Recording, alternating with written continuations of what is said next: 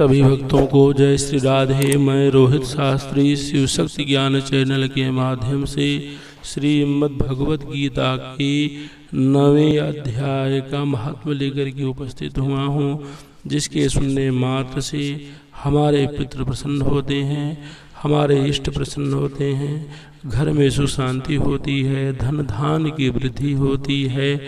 यह श्रीमद् भगवत गीता का जो संचित महात्म है पद्म पुराण से लिया गया है, उत्तराखंड से।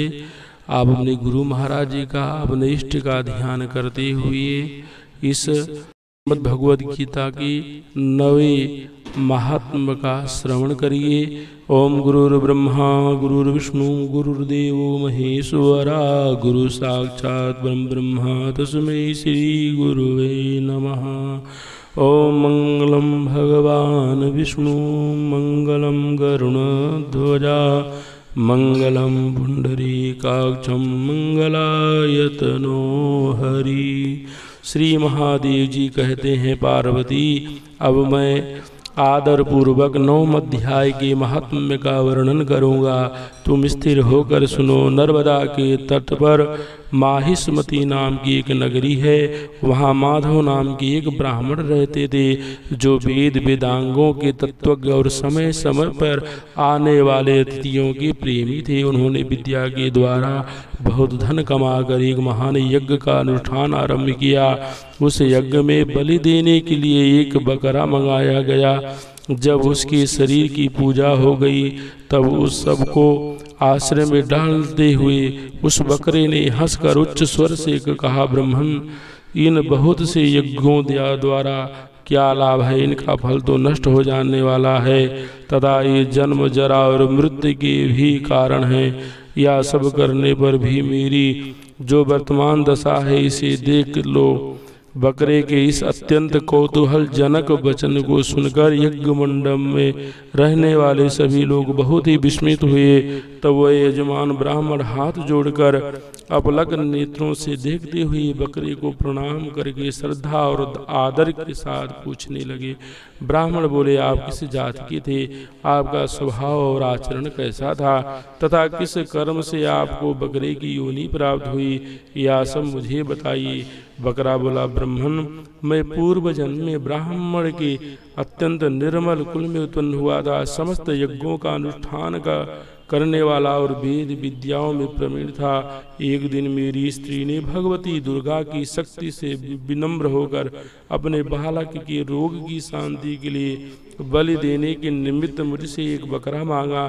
तत्पश्चात जब चंडिका के मंदिर में वह बकरा मारा जाने लगा, उस समय उसकी माता ने मुझे श्राप दिया, ओ ब्राह्मण में नीच पापी, तू मेरे बच्चे का वध करना चाहता है, इसलिए तू भी बकरे की योनि में जन्म लेगा।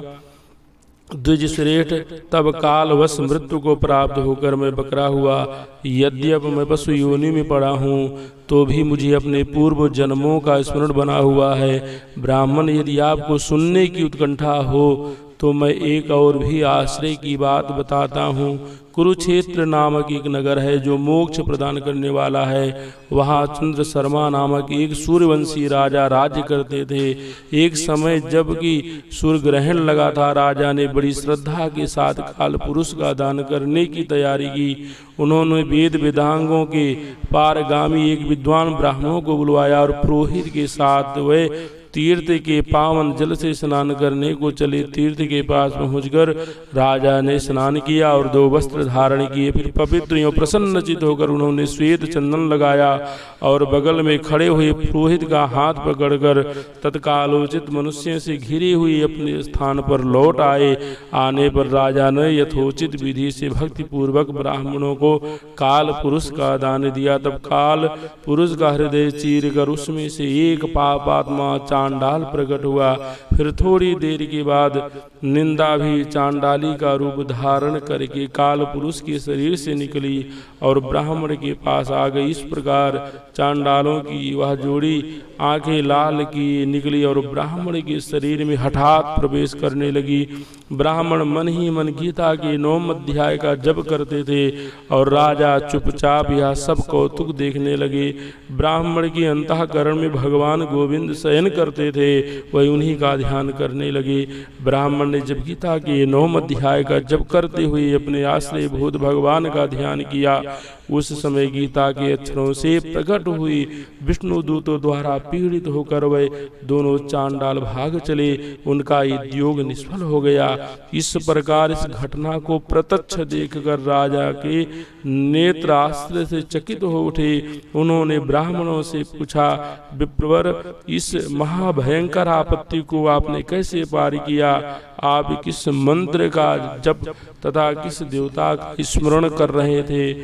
तब वह पुरुष तथा वह स्त्री कौन थी? वह दोनों कैसे उपस्थित हुए? फिर वह शांत कैसे हो गए? यह सब मुझे बता लाइए। ब्राह्मण ने कहा, राजन, चांडाल का रूप धारण करके भयंकर पाप ही प्रकट हुआ था तथा वह स्त्री निंदा की साक्षात मूर्ति थी। मैं इन दोनों को ऐसा ही समझता हूँ। उस समय मैं गीता के 9वें अध्याय का मंत्रों का माला जपता था। इसी का महात्म है कि सारा संकट दूर हो गया।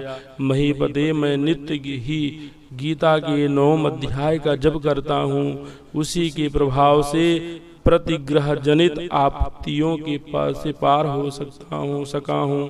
यह सुनकर राजा ने उसी ब्राह्मण से गीता के 9वें अध्याय का अभ्यास किया। फिर वह दोनों ही परम शांति मोक्ष को प्राप्त हो गए। यह कथा सुनकर ब्राह्मण ने बकरे को बंधन से मुक्त कर दिया और गीता के अभ्यास से परम गति को प्राप्त किया। बोलो शंकर भगवान की जय। बोलो लक्ष्मी नारायण भगवान की जय। बोलो बांके बिहारी लाल की जय। जय जय श्री राधे। भगवान सबके ऊपर कृपा करें, सुख शांति प्रदान करें, धन धान की वृद्धि करें। जो हमारे चैनल पे नए हैं, हमारे चैनल को सब्सक्राइब करें। जय श्री राधे।